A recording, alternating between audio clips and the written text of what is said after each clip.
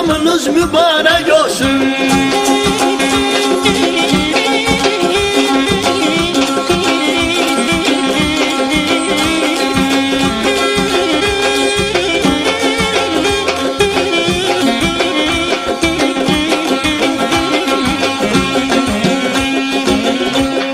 Bize el öğreten ulu müellimleri,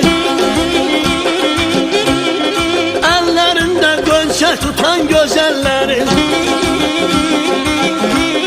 vatan keşinde duran gider. Novruz bayramınız mübarek olsun, Novruz bayramınız mübarek olsun.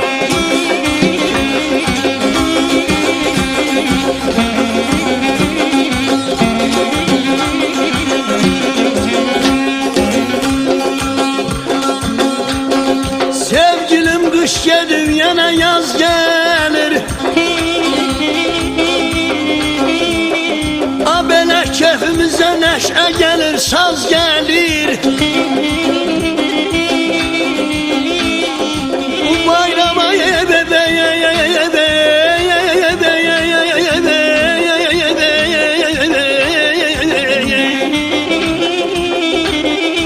bu bayrama oğlan hem de kız gelir, bezey verir bu diyara sevgilim aydadı belanı. Aşık ehlim anam elimde sazım, aşık ehlim anam elimde sazım.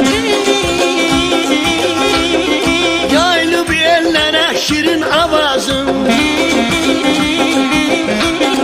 baharın gelşine bir daştan yazım. Novruz bayramınız mübarek olsun,